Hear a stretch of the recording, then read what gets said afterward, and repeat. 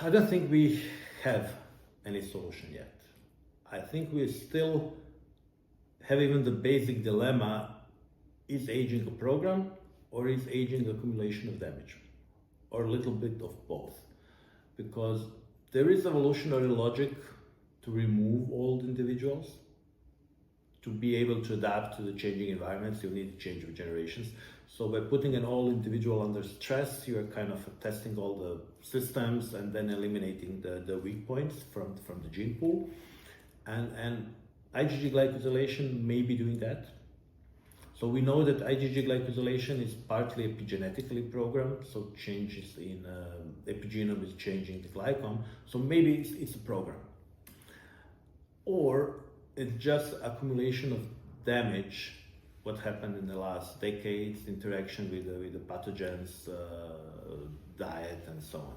So I really don't think we understand aging. So we still haven't made a huge progress there. And everybody who is claiming that we did is just lying, because the only thing we know that it works so far is the caloric restriction. So no, everything which really works most of the time is caloric restriction, and this is probably only because we all eat too much. So, if somebody is not eating too much, then the caloric restriction cannot help. But what we are seeing some kind of magic molecules which work in some people. And as a glycan age, we tested the majority of so-called magic interventions in longevity, because everybody wants to have evidence that it works. And for some of them, we really see a fascinating effects. I cannot talk about details, but not in everybody, but in some people. For example, there was something what we published was the exosome fraction of a newborn pig blood made rats live 50% longer. It reduced their epigenetic and glycan age radically. So there is something in a young organism which can make older organism younger. And this is not that surprising, because when we think about age, so you have two old individuals, mother and father, with the old egg and old sperm cell. They merge, and then a new young individual is created. So there is a knowledge to make young individual from the old ones. Just the question is, how much can this be really extrapolated to entire individual? Because we cannot just reset everything, because then we are nothing. So it's I don't think we still made a major breakthrough. But what we did do, what others haven't done yet, we developed analytics which is reliable enough to be able to monitor a single individual, meaning myself, yourself, anybody. Because no other tests which are currently on the market can do it. Because epigenetics has a major problem of analytical accuracy. So if you take exactly the same sample, send it to the lab, the age will go 5 years up and down just because of the analytical problem. Because the methods used for biological age testing are not developed for this type of testing. They're developed for research, where you want to have 1,000 people, and then if you have a 5% measurement error or 30% measurement error, that's not a major issue, because the measured error will level out in a large cohort. But when you have a single individual and you want to see whether specific intervention works, then you cannot have a 10% measured error, because this error is larger than the effect. So that's a key problem of epigenetics today. We resolve it for glycans, because at least, if nothing else, we measure every sample 3 times, take in a median value, and this is decreasing the error significantly. And this gives people a tool to experiment, to track themselves. And we have people doing it for decades now.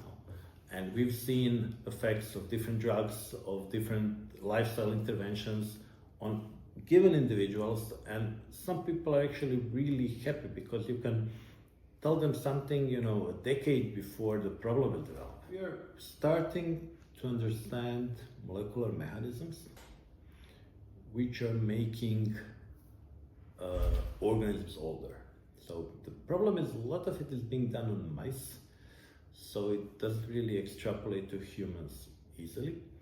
But I think that the most important tools we have at the moment is this different omic data collection.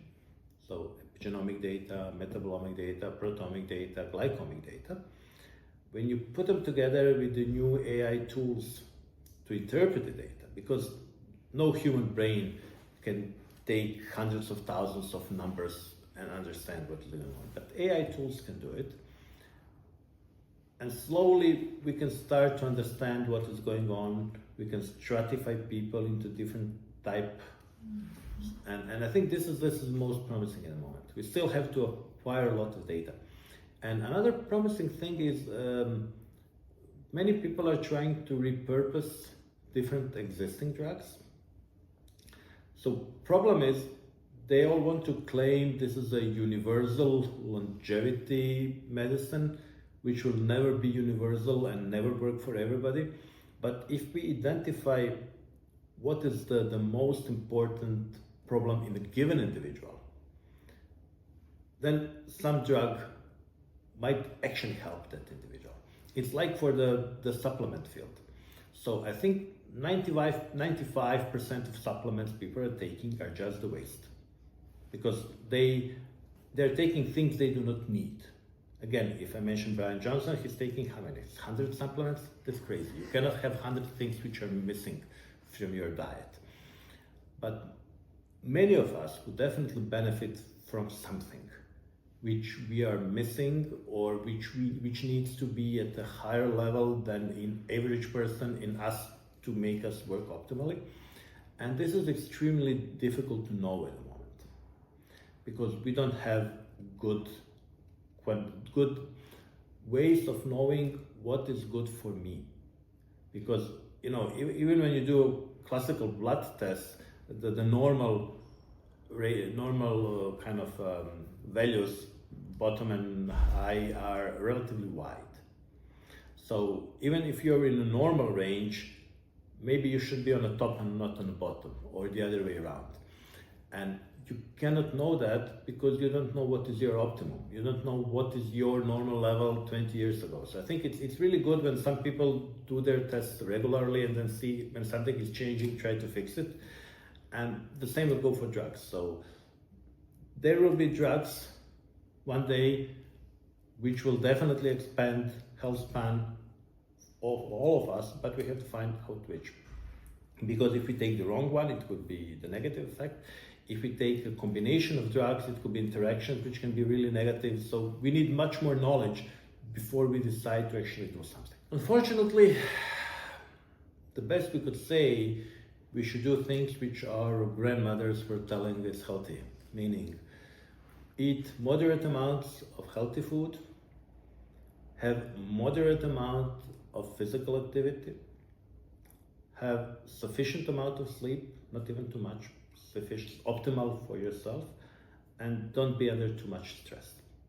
These are the key important things.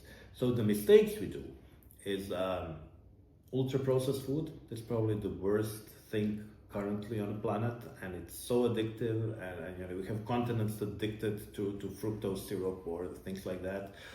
All the preservatives which are killing our microbiome, the food without any food for the microbiome. So if we just eat completely refined things, then the microbes have nothing to eat. So then the microbes are just fighting, and the most aggressive ones will expand. Dietary patterns of most people are wrong. I think the whole food pyramid was completely wrong for decades. We eat too much carbohydrates. Nobody's adapted to that much of carbohydrate, and nobody's adapted to the abundance of food always. We are supposed to be hungry most of the time. That's biologically sensible.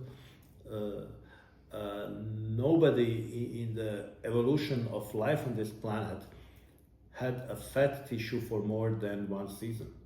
So it's normal to get fat, but then you have to lose your fat in the winter, because there are no evolutionary mechanism for repair and maintenance of the fat tissue, because fat tissue never lived for years or decades. We have people with a decades-old fat tissue, which is full of inflammatory processes. Who knows what is going on there?